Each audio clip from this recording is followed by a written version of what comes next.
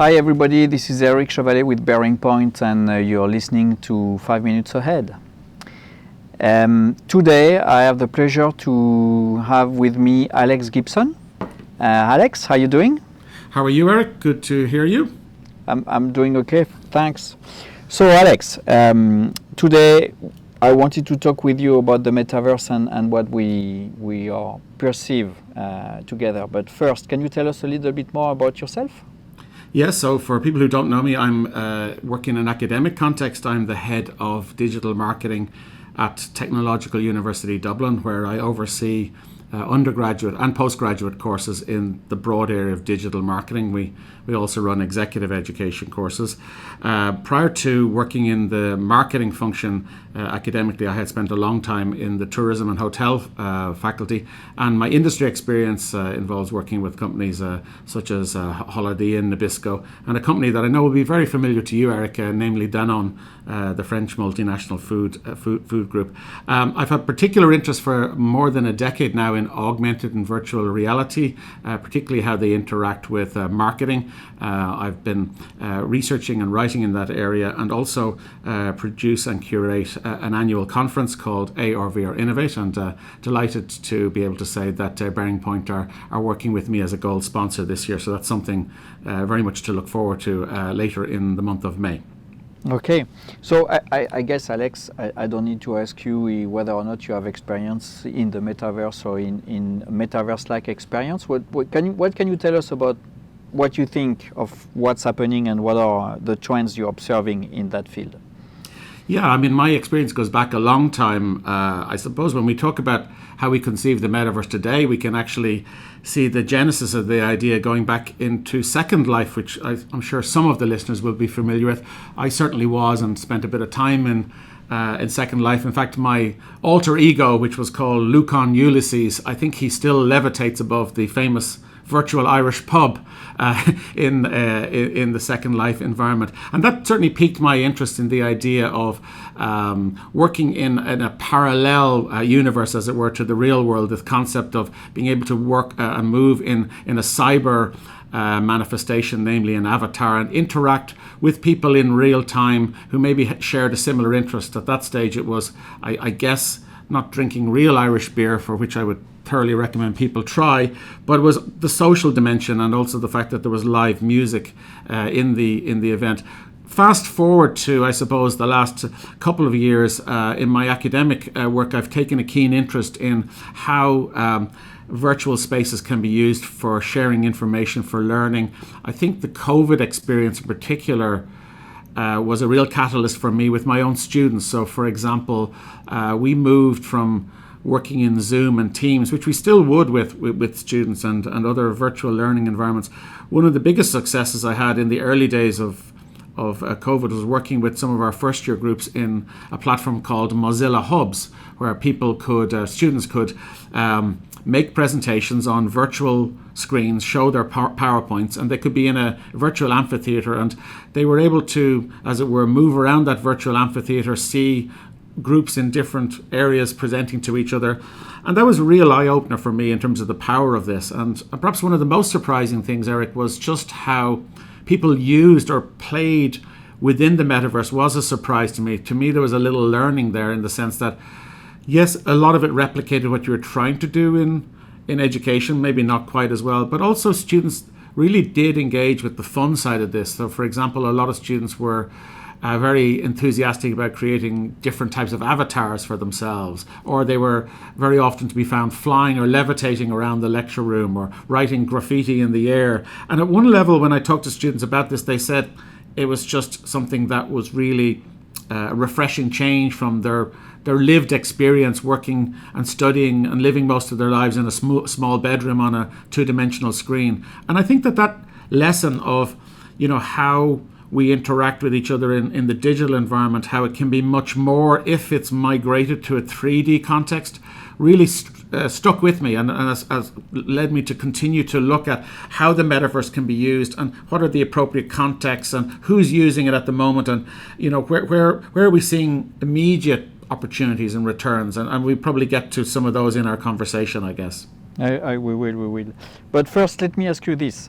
Do you think that they were learning better or remembering more stuff by working like this, or it was just the fun part of it and being able to fly over and tag things on the roof that was the major topic for them? What's your take on that? That's a good question. Obviously, there's a lot of academic research around this going back, some of it going back 40, 50 years. Some of people listening may be familiar with Edgar Dale's cone of learning, this idea that you learn by doing better than you learn by reading or you learn by observing. And I could see that to an extent with the students. I mean, we didn't do anything very scientific in terms of assessing them, but my conversations with them were quite interesting in that they did say to me things like, I really felt engaged. I felt I could focus on the activity. There weren't as many distractions as I might have had if I was, for example, just looking at the desktop in another context. Now, I should say, Eric, that most of the students were experiencing that on desktops. They did not have VR headsets, but some did, and those that did in particular would have told me that they really found it was a great way to focus on a particular learning point or activity. It's true what you're saying, and I think that we are using this as a reference when we talk about training with our client. Is that actually the time effectiveness when you're doing training? If you start with a 2-hour training on a classroom, you will achieve the same kind of level with an e-training in 45 minutes. And actually, if you do a VR training, you will reach that in 29 minutes. Wow, that's really interesting. Yeah. Do you guys? Sorry, go on. Hold on. And the fun part of that is that the emotional connection to the learning content in classroom or in an e-training, if you have a rate that is between 4 and 5, let's say, which is roughly what we have, in VR training, it reached 20. So it's 4 times better in terms of the connection you have with the training. Yeah, we didn't do that type of research, but that echoes what I've heard. I mean, a quick question for you, Eric. Do you see a distinction between training and education? Because we lump them together very often, but I think there's a difference. What do you mean by that? Well, I mean that training can be specifically around encouraging people to enhance their skill sets in certain areas or processes, for example, whereas education may be more directed at knowledge sets, and that in a lot of academic contexts, a lot of the focus has traditionally been around education. I see what you mean, yeah. Actually, the way we are looking at it is a lot broader than that, because being education, being learning, or being change management, it's about how people interact and what they learn or how they remember the positive of that interaction and what they take from it. And so when we are talking about interaction in a metaverse-like experience, being one or the other, what matters is the level of interaction you have with your peer and what you take out, basically. And therefore, then we decline it in different format or different content or different appellation. But at the end of the day, we are convinced that at the heart of it is what happens between people and the connection that you made there with the content. Yeah, that I agree with. And are you seeing that yourselves in terms of where, for example, at the moment I'm working on some initiatives with students around making them better at oral presentation skills. So we're working with a software provider, and that type of training at the moment is, I suppose you might call it linear and insular, in the sense that the student is individual, even though they may be in a context where there are representations of avatars. It's not particular dyadic, or it's not particular groups. And I do wonder whether if there was more interaction, the learning experience would be even better. So with your clients in Bearing Point, are you finding that they're actually using VR as a training tool where there are multiple people in the same 3D environment? Yeah, we are, and they're aiming at that, because it's what makes the richness of a metaverse-like experience. It's really the fact that you can have several people in the same room, even though it's a digital room.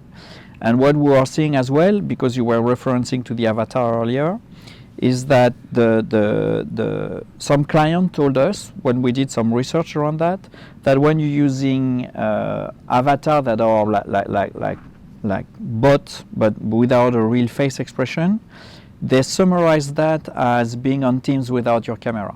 So the avatar has a real role to play in that level of interaction and how they connect to people, because at least they can see, oh yeah, this guy, I knew him on Teams, and now I see him, I'm with him, even though it's a cartoon representation somehow through his avatar, but it still works better. Yeah, that's one of the things I think surprises people, that unless you get into that environment, as I was with students or as you are with clients, until you're in that context, it's very difficult to get across the idea to people that you do have a sense of presence. You, even though it's an avatar that you're interacting with, over a relatively short period of time, you forget that and you engage in a much more natural type of dialogue with the person. But you know, we are having currently discussion with some companies around behavior training, and in a context where they need to train their workforce because there is a lot of aggressivity coming from their client when they meet with them. So how do you basically teach people what it means, or how do you interact in that kind of situation? And the funny part is that when I had that discussion with the client, we were both in different meeting room. We were both wearing a headset, and therefore we met in a metaverse-like experience in the immersive lab at Bearing Point. And she was 1 meter and 20 centimeters away from me, so we were like having a natural discussion, the two of us. And at some points, someone who was as well in the meeting put her headset on and joined us in the experience. But that person was not very at ease with the controller, so basically he ended up right between us two, facing the screen, but like 90 degrees off our discussion. And she felt his presence, like obviously he was like 30 centimeters off our face now, and she felt it, and she was like, wow, what are you doing? Just get out of my space, basically. That's how you connect from an emotional standpoint, and therefore you can decline a lot of behavioral training behind with that. Yeah, I mean, I noticed it even in the example I was giving earlier, of where we're working with students around making oral presentations, that you can, even in that relatively one-dimensional type of training, because it's not interacting with other people, you can still deduce a lot in terms of hand movements, body orientation, and that in turn can be part of the feedback loop into that particular type of training. Eric, I just wanted to ask you, in terms of the current state of play in terms of Metaverse, in terms of clients. I mean, my sense is that there was a massive hype about it 6 months ago, and now we're in a context where on two levels. One is hype. It's predictable that it will decline. The Gartner hype cycle tells us that. But also there's been another catalyst, which is obviously the massive rise in the last number of weeks of interest in artificial intelligence. Yeah, I think. Well, of course, 2 years ago the hype was high because Facebook became Meta, and therefore everyone talked about the metaverse. I think like every trend or every hype, it has to be replaced by another one, and generative AI is definitely a big one right now. So we don't hear much of the metaverse. I think what people need to understand as well is that the metaverse, as is described in Snow Crash, like a universal digital space where we're going to be able to meet everyone like we could do walking down the street, it doesn't exist today. And reproducing the real world in a digital world barely makes sense. Let's put it this way. What we are seeing, though, and I see that with several clients, is that you basically, to make it simple, you have two types of people. You have the one who still do not understand or perceive the real value that you can get behind, and the one that are already convinced that it has a value. And usually when they are convinced, the use case are a lot more narrowed down. They know what they want to do, and now they are more facing a question, which is, okay, how do I put it at scale, rather than how do I learn what it means or what I could do with it. And we are going to see, and for me there's one trend that is becoming very clear, is that we are most likely going to see a lot more of what we call intraverse, so within a company scope, of a set of experience, being learning, being showcasing a product, being showcasing a place or a seat or new offices. I mean, there is many things that will come out of that, but within the scope of the company, not necessarily with the public outside and open door to everybody. Yeah, I agree. I mean, do you think that a factor behind this is that, as we move out of COVID, companies are encouraging and more open to travel, within the organizations, but that in turn is making them conscious of just how big the travel budget is, and that they are looking for new ways of reducing that, and in particular for internal meetings, that there will be more focus on this introverse as you describe it. Well, actually, there's a combined factor behind it, because I think that, first of all, we saw during COVID that we could stay home and still carry on business. That's a fact. We saw as well that Teams was okay, but 8 hours a day on Teams or Zoom or whatever, it's kind of annoying. So you need to have that presence and that physical meeting. But meanwhile, there's another trend that has nothing to do with the metaverse that is emerging, or at least all the companies are having a strong focus on it. It's sustainability. Mm-hmm. And when you talk about sustainability, traveling, you see that has a big impact in terms of CO2 and so on. Meanwhile, we're seeing, as when we talk about the metaverse, that it's a new device, it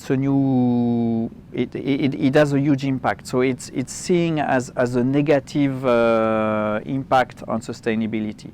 So the real question is, how do we make sure that we counterbalance this, because the world is becoming more and more digital. That's a fact. We can fight against it, but I think it will be hard to go against that. How do you counterbalance that with potentially less travel or more efficient communication between the team without being face-to-face and so on? And for sure, the last year, everyone saw a jump in terms of travel cost again, because people had to meet. They were missing it.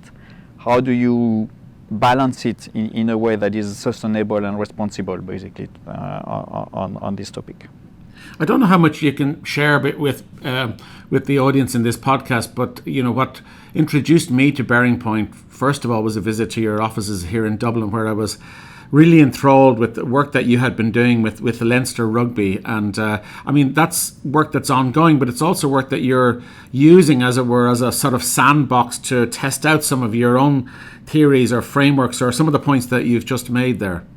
Well, actually, the key thing about that, and I'm pretty sure we're going to have a podcast just dedicated to that topic soon, but the main reasoning that the Leinster had at the beginning was to say, okay, my audience who's actually coming to the stadium and generating my revenue, they are less and less, and post-COVID it's harder to motivate them to come. And on top of that, it's an aging crowd. So instead of fighting all over the place to say, how will I get more people in the stadium, they were more, how do I bring the stadium to them where they are currently and in the digital? And the younger generation, that's where they are.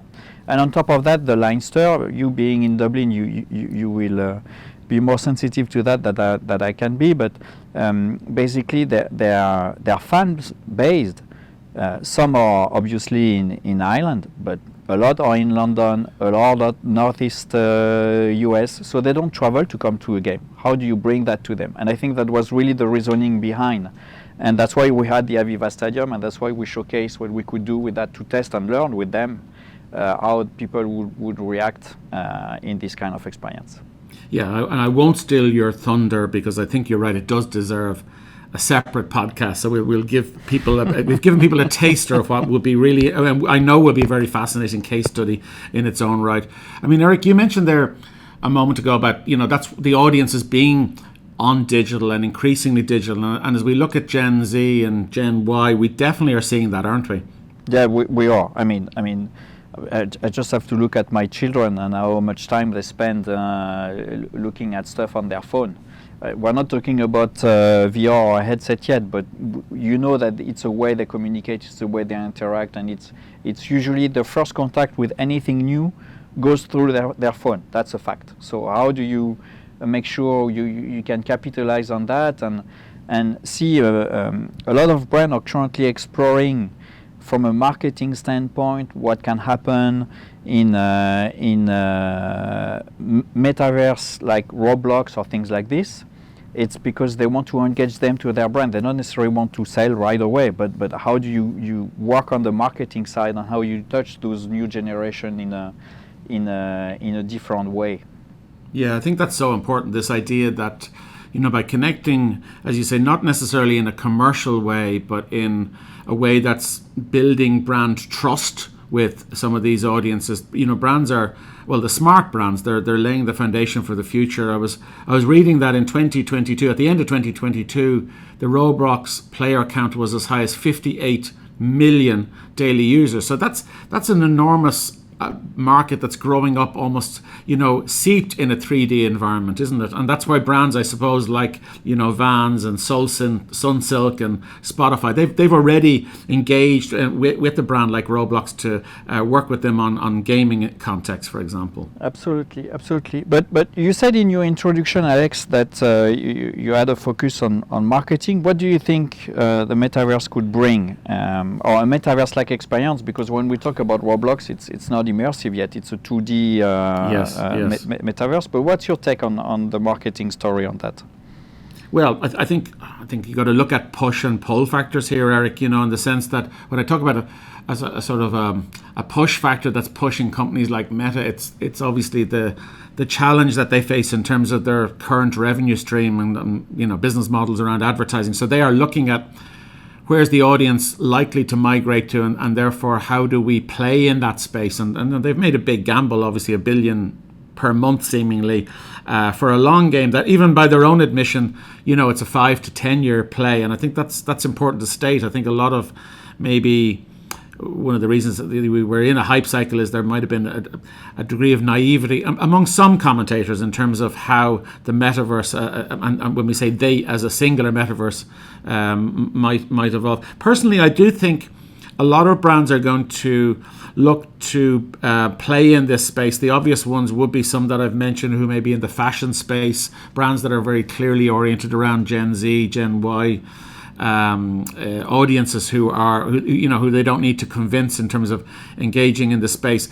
Obviously, a big factor still is form factors. You're quite right, Eric. Most of these people are engaging in a 2D context, the vast majority of them.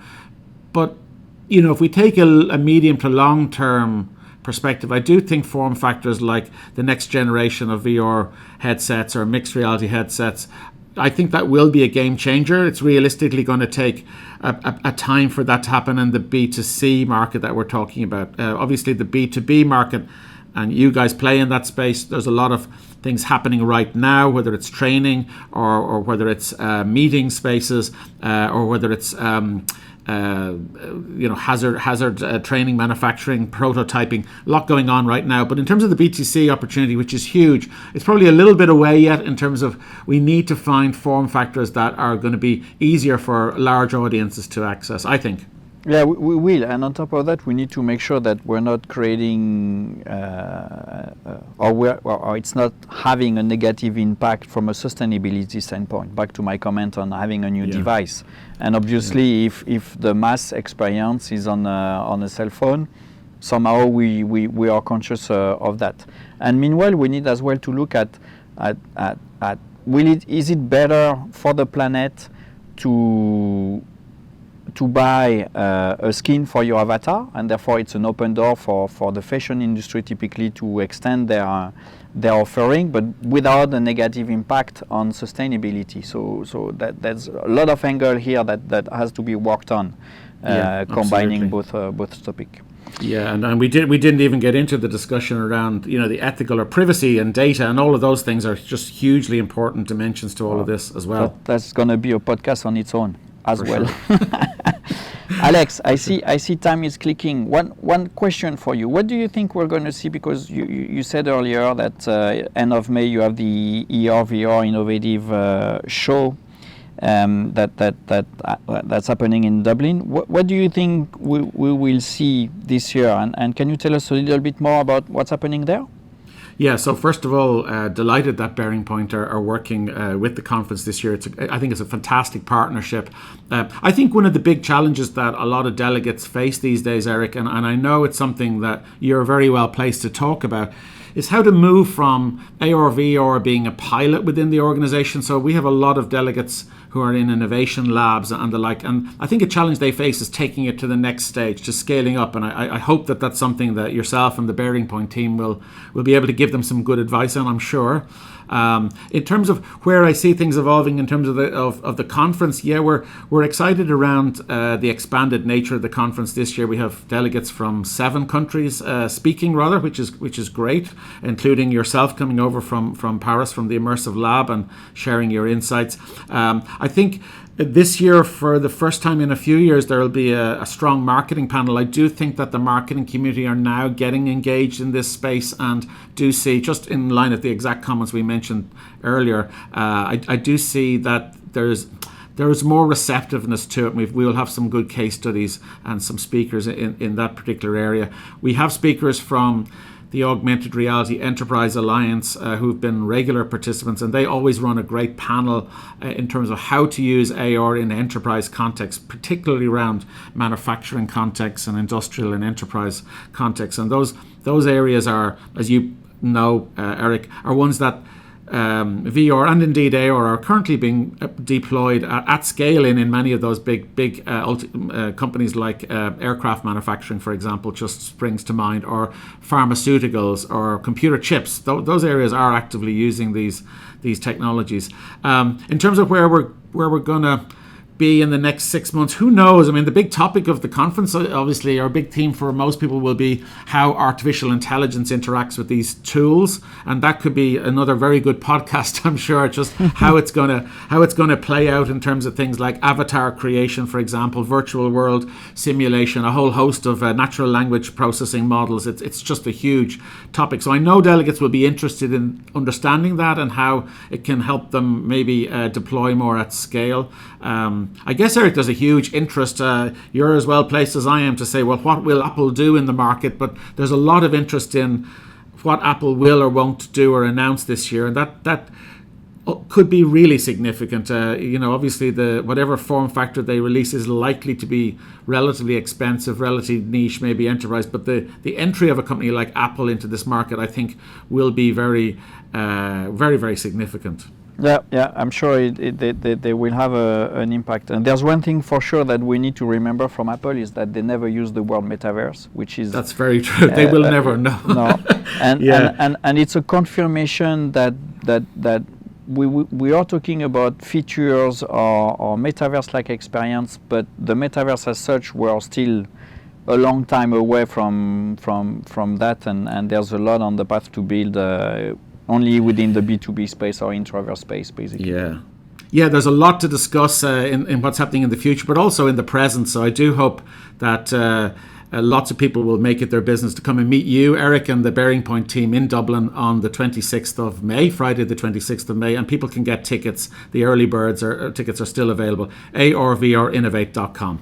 And that will be the opportunity to actually have a real Irish beer, not in VR. Thank you. That's so true. Thank you, Eric. Thank you, Alex, for the time, and we shall talk soon. To all, bye-bye. Au revoir.